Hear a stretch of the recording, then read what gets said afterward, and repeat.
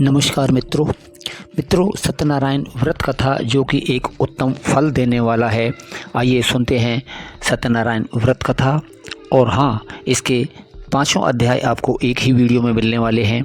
और अभी तक आपने हमारा शिव अमृत स्टोरी चैनल सब्सक्राइब नहीं किया है तो कृपया चैनल को अभी सब्सक्राइब करें। आइए सुनते हैं सत्यनारायण व्रत कथा। आइए मित्रों। प्रथम अध्याय। बहुत समय पहले की बात है। सर्वशास्त्र ज्ञाता श्री सूत जी से हजारों की संख्या में आर्षि मुनि गण मिलने पहुंचे। वहां पहुंचकर सभी मुनियों ने सूत जी को नमन किया और पूछा, हे परमपिता, कलयुग के समय में ईश्वर की भक्ति के लिए मनुष्यों को क्या करना होगा? कलयुग में उन्हें मोक्ष की प्राप्ति कैसे होगी? हे प्रभु, कृपया आप हमें किसी ऐसे तप के बारे में बताएं जिसे करने से मन की मुराद पूरी होने के साथ ही पुण्य की प्राप्ति हो जाए। ऋषियों की बात सुनने के बाद सूत जी बोले, हे मुनिगण, आप सभी ने मनुष्यों के हित के बारे में एक अच्छा सवाल किया है। मैं आप सभी को एक ऐसे व्रत के बारे में बताऊंगा जिसके बारे में खुद लक्ष्मीपति ने नारद मुनि को बताया था। आप सभी इस व्रत को ध्यानपूर्वक सुने। एक बार नारद मुनि दूसरों के हित की अभिलाषा लिए कई लोकों के भ्रमण पर निकले। इस भ्रमण के दौरान घूमते घूमते एक दिन वह मृत्युलोक यानी धरती पहुंचे। यहाँ नारद मुनि ने देखा कि सभी मनुष्य अपने कर्मों का फल भोग रहे हैं। इसके कारण सभी दुख से पीड़ित हैं। ये देख उनके मन में एक सवाल आया कि ऐसा कौन सा उपाय निकाला जाए जिसका पालन करने से मनुष्यों के दुखों का अंत किया जा सके। अपने इस सवाल को लेकर नारद मुनि विष्णु लोक पहुंच गए। वहां उन्होंने भगवान नारायण की आराधना की। प्रार्थना करते हुए नारद मुनि बोले, हे प्रभु, आप तो सर्वशक्तिशाली हैं, आपका कोई अंत नहीं है। आप सभी भक्तों के कष्ट को दूर करते हैं। आपको मेरा प्रणाम है। नारद मुनि की यह बातें सुनकर भगवान विष्णु प्रकट हुए और कहा, हे नारद मुनि, आपके मन में ऐसा कौन सा सवाल है जिसके लिए आप यहां पधारे हैं? परमपिता विष्णु की बात सुनकर नारद मुनि बोले, प्रभु, मृत्युलोक में मनुष्य अपने कर्मों के दुख झेल रहे हैं। भगवान, आप अगर मुझ पर तनिक भी दया करते हैं तो कृपा करके मुझे बताइए कि मानव ऐसे कौन से काम करे जिससे उन्हें इस दुख से मुक्ति मिल सके। विष्णु भगवान ने जवाब में कहा, हे मुनि, मानव जाति की भलाई के लिए आपने एक अच्छा सवाल किया है। मैं आपको वह बात बताऊंगा जिसका पालन करने से मनुष्यों का मोह से नाता छूट सकता है। इतना कहने के बाद भगवान विष्णु ने व्रत के बारे में बताना शुरू किया। उन्होंने कहा, स्वर्ग और मृत्यु दोनों लोकों में एक ऐसा व्रत है जिसे करने से पुण्य की प्राप्ति हो सकती है। उस व्रत का नाम है श्री सत्यनारायण भगवान की पूजा। इस व्रत को पूरे विधि विधान से जो भी करेगा उसे सुख और मोक्ष की प्राप्ति होगी। विष्णु भगवान से इस व्रत के बारे में सुनते ही नारद मुनि ने फिर पूछा, हे ईश्वर, इस व्रत को करने से कौन सा फल मिलेगा और इसे करने की विधि क्या है? इस व्रत को सबसे पहले किसके द्वारा किया गया था और इस व्रत को किस दिन करना शुभ होगा? प्रभु, आप इन सभी सवालों के जवाब दें। नारद के सवालों का जवाब देते हुए भगवान विष्णु कहते हैं, दुखों को दूर करने वाले इस व्रत को करना बहुत आसान है। इसको करने के लिए मनुष्यों को पूरी भक्ति से शाम के समय ब्राह्मणों के साथ श्री सत्यनारायण भगवान की पूजा करनी होगी। इसके लिए सबसे पहले भोग तैयार होगा। भोग के लिए दूध, केला, घी और गेहूं के आटे को 1/4 भाग में लेना होगा। गेहूं नहीं है तो उसकी जगह साठी के आटे का उपयोग किया जा सकता है। फिर शक्कर और गुड़ सहित सभी खाने योग्य पदार्थों को मिलाकर भगवान को भोग लगाना होगा। व्रत रखने वाले को भजन कीर्तन का आयोजन करना होगा। भक्ति में लीन होकर भगवान सत्यनारायण की अर्चना करनी होगी। इसके बाद व्रत रखने वाले को ब्राह्मणों और सभी परिजनों को भोजन कराना चाहिए। इसके बाद व्रत रखने वाला खुद भोजन करेगा। इस तरह पूरी विधि के साथ सत्यनारायण भगवान की पूजा करने से मनुष्यों की हर इच्छा पूरी हो सकती है। साथ ही यह कलयुग में मोक्ष प्राप्त करने का एकमात्र सरल उपाय है। इस तरह श्री सत्यनारायण कथा का पहला अध्याय पूरा होता है। सत्यनारायण की व्रत कथा द्वितीय अध्याय। आर्षि मुनियों को नारद और भगवान विष्णु की कहानी सुनाने के बाद श्री सूत जी ने कहा, हे मुनिगण, जिस व्यक्ति ने सबसे पहले इस व्रत को किया था, मैं उसके बारे में भी आप लोगों को बताता हूं। ध्यान से सुने। एक समय की बात है, सुंदर काशीपुरी नामक नगरी में एक बेहद गरीब ब्राह्मण रहता था। भूखे प्यासे वह ब्राह्मण भोजन की इच्छा लिए धरती पर भ्रमण कर रहा था। ये देख एक दिन सत्यनारायण भगवान खुद बूढ़े ब्राह्मण के रूप में धरती पर आए और उन्होंने उस गरीब ब्राह्मण के पास जाकर पूछा, आप रोजाना इतना उदास मन लेकर इस धरती पर क्यों घूमते रहते हैं? ब्राह्मण ने जवाब में कहा, मैं एक गरीब ब्राह्मण हूं और भिक्षा की तलाश में धरती पर भ्रमण करने को मजबूर हूं। अगर आपके पास ऐसा कोई उपाय है जिसका पालन कर मैं अपनी गरीबी दूर कर सकूं तो मुझे बताइए। इस पर बूढ़े ब्राह्मण ने कहा, तुम भगवान सत्यनारायण की आराधना करो, वह सभी के मन की मुराद को पूरी करते हैं। उनकी पूजा करने वाला हर शख्स दुख और कष्ट से दूर हो जाता है। इतना कहकर बूढ़े ब्राह्मण का रूप लिए सत्यनारायण भगवान अदृश्य हो गए। उनकी बातें सुनकर निर्धन ब्राह्मण इस व्रत को करने का उपाय सोचने लगा। रात भर गरीब ब्राह्मण ने इसी के बारे में सोचा और पूरी रात जागने के बाद सत्यनारायण भगवान की पूजा करने के लिए भिक्षा मांगने निकल पड़ा। अन्य दिनों के मुकाबले उस दिन उस ब्राह्मण को काफी ज्यादा भिक्षा मिली। उस भिक्षा से और अपने प्रियजनों के सहयोग से किसी तरह ब्राह्मण ने सत्यनारायण भगवान की पूजा की।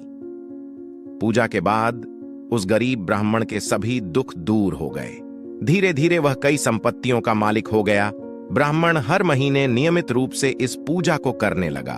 श्री सूत ने कहा, इस तरह से जो कोई भी सच्ची श्रद्धा के साथ श्री सत्यनारायण भगवान की पूजा करेगा वह सभी प्रकार के दुखों और पापों से मुक्ति पा सकेगा। इस पर आशिगण बोले, हे सर्वजाता सूत जी, उस ब्राह्मण की बातों को सुनकर और किस किस ने श्री सत्यनारायण भगवान की पूजा की, आप इस बारे में भी हमें बताएं। फिर सूत जी ने आगे कहा, इस व्रत को जिन लोगों ने भी किया मैं उन सभी के बारे में आप लोगों को बताता हूं, ध्यान से सुने। एक बार वह गरीब ब्राह्मण धन और संपत्ति की प्राप्ति के बाद अपने परिजनों के साथ इस व्रत को करने की तैयारी कर रहा था। तभी एक बूढ़ा व्यक्ति लकड़ी बेचते हुए वहां आया। उसने लकड़ियों को बाहर रखा और स्वयं ब्राह्मण के घर के अंदर चला गया। प्यास से तड़पता वह लकड़ी बेचने वाला जब घर के अंदर आया तो उसने देखा कि ब्राह्मण पूजा पर बैठा हुआ था। उसने ब्राह्मण को नमस्कार किया और पूछा, हे मुनिवर, आप यह कौन सा तप कर रहे हैं और इसे करने से क्या फल मिलेगा? लकड़हारे के सवालों का उत्तर देते हुए ब्राह्मण ने कहा, यह व्रत श्री सत्यनारायण भगवान का है। इसे करने से मन की इच्छा पूरी होती है। इसी व्रत का पालन करके मुझे धन की प्राप्ति हुई है। ब्राह्मण से इस व्रत के बारे में सुनकर लकड़हारा बेहद खुश हुआ। उसने चरणामृत व प्रसाद ग्रहण किया और तुरंत अपने घर चला गया। घर पहुंचकर उसने निश्चय किया कि किसी भी हाल में वह भी श्री सत्यनारायण भगवान की पूजा करेगा। इसके लिए वह लकड़ी बेचने उस नगर जा पहुंचा जहां अधिक संख्या में अमीर लोग रहते थे। वहां उसे पहले के मुकाबले अधिक धन मिला। इसके बाद उस लकड़हारे ने कमाए हुए धन से गेहूं का आटा, केला, घी, शक्कर, दूध सहित सत्यनारायण व्रत में लगने वाली सभी सामग्रियों को खरीदा। फिर उसने अपने परिजनों को भी आमंत्रित किया और पूरी विधि के साथ श्री सत्यनारायण भगवान का व्रत किया। इस पूजा को करने के बाद उस लकड़हारे को भी धन और संपत्ति की प्राप्ति हुई और आखिर में उसे बैकुंठ धाम की प्राप्ति हुई। इस प्रकार सत्यनारायण कथा का दूसरा अध्याय खत्म हुआ।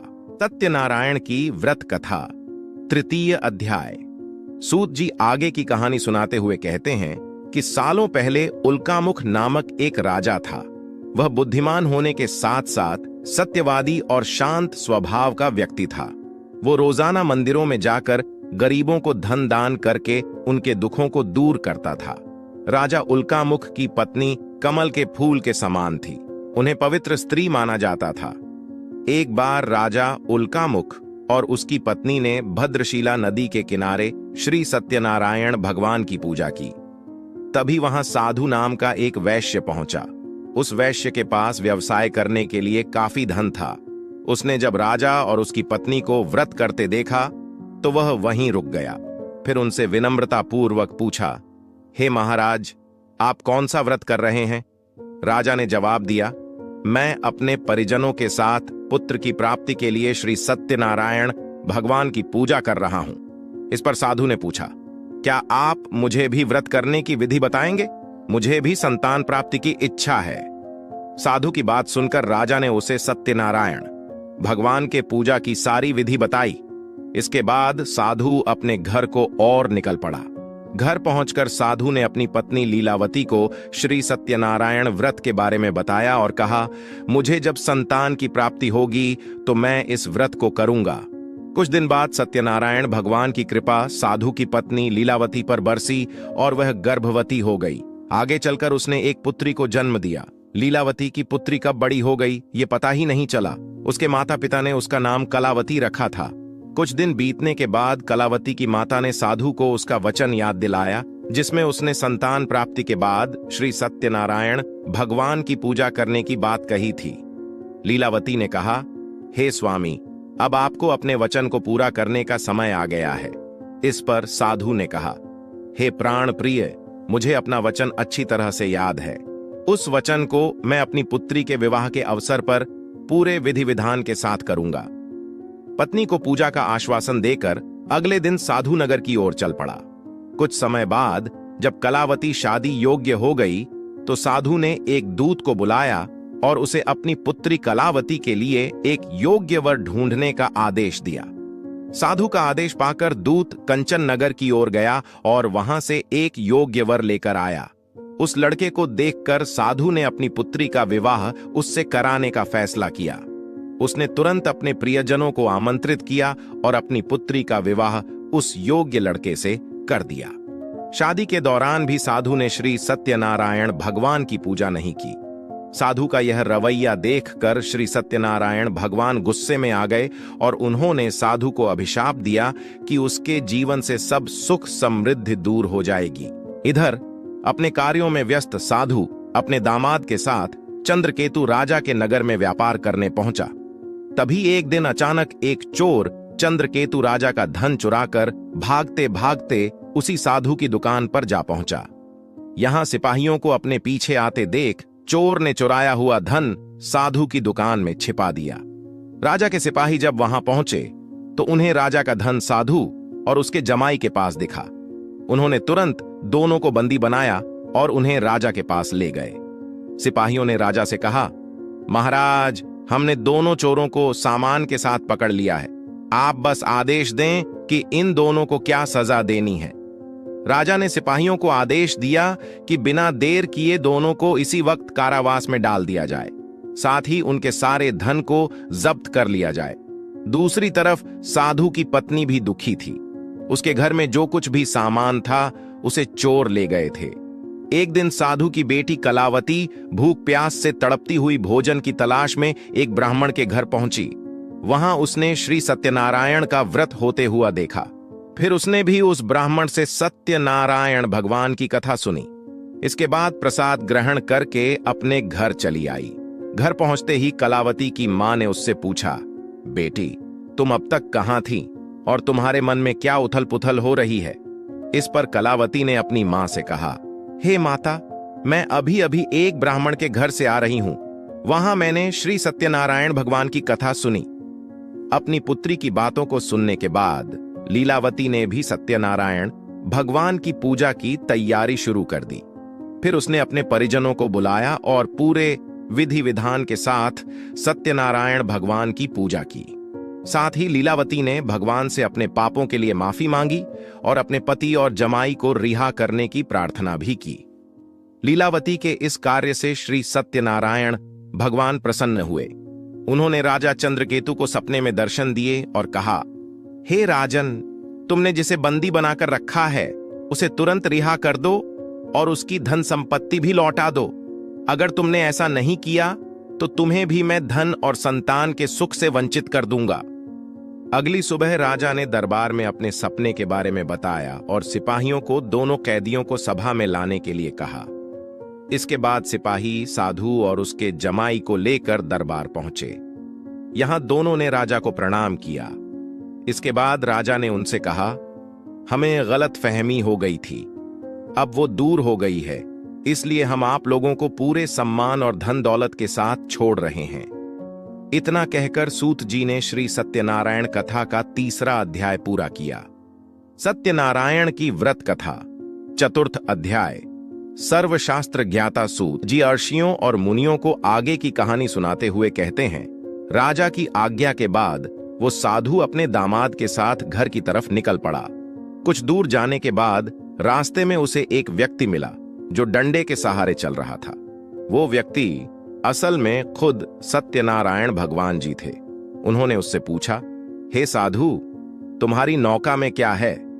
यह सुनकर वैश्य हंस पड़ा और अभिमान भरे स्वर में उसने कहा, हे सज्जन, आप मुझसे यह प्रश्न क्यों कर रहे हो? कहीं आपको मुझसे धन लेने की इच्छा तो नहीं? अगर ऐसा है तो मैं बता दूं कि मेरे नाव में तो आपको केवल बेल और पत्ते ही मिलेंगे। वैश्य की इस कठोर बोली को सुनकर भगवान ने कहा, ईश्वर करे तुम्हारी वाणी सच हो जाए। ऐसा कहकर वे कुछ दूर समुद्र किनारे जाकर बैठ गए। अब उस वैश्य साधु ने जब अपनी नाव की ओर देखा तो वह दंग रह गया। उसकी नाव में रखे सारे वस्त्र और आभूषण बेल और पत्तों में बदल गए। यह देख वैश्य बेहोश हो गया। कुछ समय बाद जब उसे होश आया तो वह बहुत दुखी हो गया। तभी वैश्य के दामाद ने कहा, पिताजी, आप चिंतित ना हो, यह सब उसी व्यक्ति के अभिशाप की वजह से हुआ है।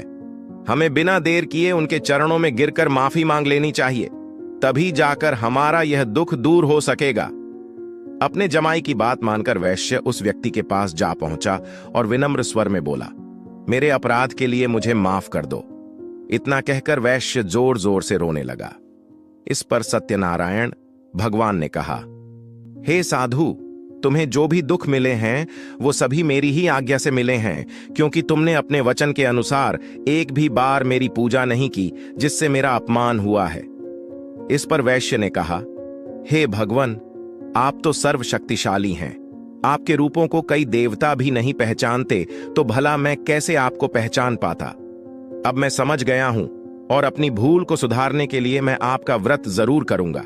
आप कृपा करके मुझे माफ कर दें और मेरा धन मुझे लौटा दें। साधु की बात सुनकर भगवान सत्यनारायण खुश हुए और उसे आशीर्वाद देकर ओझल हो गए।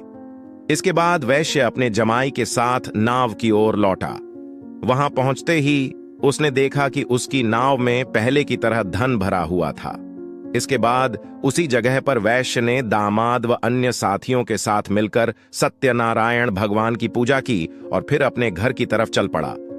वैश्य जब अपने जमाई के साथ नगर के पास पहुंचा तो उसने एक दूत के माध्यम से अपने और दामाद के वापस आने की सूचना पत्नी को भिजवाई।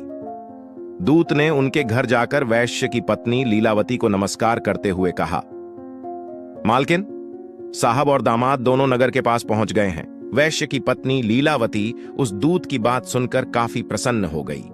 उसने तुरंत सत्यनारायण भगवान का व्रत पूरा कर अपनी पुत्री कलावती से कहा, मैं तुम्हारे पिता के दर्शन के लिए जा रही हूं, तुम भी अपना काम पूरा कर तुरंत दर्शन के लिए आ जाना। अपनी माता की बातें सुन कलावती भी प्रसन्न हो गई और जल्दबाजी में सत्यनारायण भगवान की कथा का प्रसाद छोड़कर अपने पति और पिता से मिलने चली गई। कलावती द्वारा प्रसाद का अनादर देख भगवान सत्यनारायण एक बार फिर से नाराज हो गए। क्रोध में आकर उन्होंने नाव सहित कलावती के पति को पानी में डुबो दिया। जैसे ही कलावती वहां पहुंची, उसने देखा कि उसका पति वहां नहीं है, तो वह बेहद दुखी हुई और जोर जोर से रोने लगी। इधर वैश्य अपने जमाई को डूबता देख एक बार फिर से सत्यनारायण भगवान का स्मरण करने लगा। उसने प्रभु से प्रार्थना की और कहा, हे ईश्वर, कृपा कर मेरे परिवार से हुई भूल को माफ कर दें। साधु की प्रार्थना सुनकर सत्यनारायण भगवान ने कहा, हे साधु, तुम्हारी बेटी ने मेरे प्रसाद का अपमान किया है। यही कारण है कि उसका पति यह दंड झेल रहा है। अगर वह वापस घर लौटकर मेरे प्रसाद का सेवन करती है तो उसका पति सकुशल वापस लौट आएगा। इतना सुनते ही कलावती तुरंत घर के अंदर जाती है और प्रसाद का सेवन करती है। प्रसाद खाने के बाद जब कलावती दोबारा अपने घर के बाहर गई, अपने पति को सही सलामत पाया। इसके बाद साधु एक बार फिर से अपने परिजनों के साथ मिलकर पूरे विधि विधान के साथ श्री सत्यनारायण भगवान का व्रत करता है। पूजा के बाद वह सुखी सुखी अपना जीवन व्यतीत करता है और अंत में वह इस लोक का सुख प्राप्त कर स्वर्गलोक चला जाता है। इस प्रकार श्री सत्यनारायण भगवान का चौथा अध्याय समाप्त हुआ। सत्यनारायण की व्रत कथा, पंचम अध्याय। सत्यनारायण कथा के 5वें और अंतिम अध्याय में सर्वज्ञाता सूत जी आर्षि और मुनिगणों को एक और कहानी सुनाते हैं। यह कहानी तुंगध्वज नामक एक राजा की थी जो प्रजापालन में व्यस्त रहता था। कुछ समय बाद राजा तुंगध्वज अपने नगर के पास के जंगल में शिकार के लिए निकले। शिकार के बाद राजा एक पेड़ के पास विश्राम करने के लिए रुके, जहां उनकी नजर कुछ लोगों पर पड़ी जो पूरे विधि विधान के साथ भक्ति में लीन होकर श्री सत्यनारायण भगवान की आराधना कर रहे थे। हमेशा की तरह अपने अभिमान में चूर राजा तुंगध्वज उस पूजा में शामिल नहीं हुआ और न ही भगवान को नमन करना जरूरी समझा। वहां मौजूद लोगों ने राजा को रोककर भगवान का प्रसाद भी दिया, लेकिन तुंगध्वज ने प्रसाद का अपमान करते हुए उसे लेने से मना कर दिया। कुछ समय बाद जब राजा तुंगध्वज अपनी नगरी पहुंचा तो देखा कि उनके प्रदेश में सब कुछ बर्बाद हो चुका था। पूरा नगर तहस नहस देख राजा तुरंत समझ गया कि यह सब सत्यनारायण भगवान के प्रसाद का अपमान करने का फल है। वह तुरंत उसी जंगल की ओर गया और बिना किसी देरी के उस पूजा में शामिल होकर भगवान का प्रसाद भी खाया। इसके बाद जब राजा तुंगध्वज दोबारा अपने नगर की ओर चल पड़े, वहां पहुंचकर उसने देखा कि श्री सत्यनारायण भगवान की कृपा से सब कुछ पहले जैसा व्यवस्थित हो चुका था। इसके बाद राजा तुंगध्वज ने लंबे समय तक सुख और समृद्धि के साथ अपना जीवन व्यतीत किया और फिर मृत्यु के बाद उसे स्वर्गलोक की प्राप्ति हुई। इस कहानी के बाद सूत जी अर्षियों को कहते हैं, हे मुनिगण, इस संसार में जो भी मनुष्य श्री सत्यनारायण भगवान के व्रत को करेगा उसकी सभी मनोकामना पूरी होगी। इस पूजा को करने से गरीब को धन की प्राप्ति, निसंतान को संतान का सुख प्राप्त होता है। वहीं मनुष्य अपनी मनोकामना पूरी होने के बाद जीवन के आखिरी वक्त में बैकुंठ धाम चला जाता है। आगे सूत जी कहते हैं, मैं अब आप सभी को इस व्रत को करने वाले लोगों के दूसरे जन्म के बारे में भी बताता हूं। दूसरे अध्याय के वृद्ध ब्राह्मण ने अगले जन्म में सुदामा के रूप में जन्म लिया और मोक्ष की प्राप्ति की। वहीं दूसरे अध्याय के लकड़हारे ने निषाद के रूप में जन्म लेकर मोक्ष की प्राप्ति की। इसके अलावा तीसरे अध्याय के उल्कामुख राजा ने दशरथ के रूप में बैकुंठ की ओर प्रस्थान किया। चौथे अध्याय के साधु नामक वैश्य ने मोरध्वज के रूप में अपने पुत्र की तरफ से मोक्ष की प्राप्ति की। वहीं 5वें यानी अंतिम अध्याय के तुंगध्वज राजा ने भगवान की भक्ति में लीन होकर मोक्ष की प्राप्ति की। इस प्रकार श्री सत्यनारायण कथा का 5वां अध्याय संपन्न हुआ। मित्रों, उम्मीद करता हूँ ये वीडियो आपको ज़रूर पसंद आया होगा। अगर ये वीडियो आपको अच्छा लगा है, पसंद आया है, तो कृपया वीडियो को लाइक करें, अपने मित्रों को शेयर करें और हाँ, अभी तक आपने हमारा शिव अमृत स्टोरी चैनल सब्सक्राइब नहीं किया है तो कृपया अभी सब्सक्राइब करें। बेल आइकन का बटन की घंटी को ज़रूर दबा दें ताकि आने वाली वीडियो का नोटिफिकेशन आपको मिलता रहे। और आपने अंत तक हमारा वीडियो देखा, इसके लिए बार बार धन्यवाद। बोलो सत्यनारायण भगवान की जय। श्री विष्णु जी, श्री माँ लक्ष्मी जी की सदा ही जय जयकार। श्री राधे राधे मित्रों, हर हर महादेव।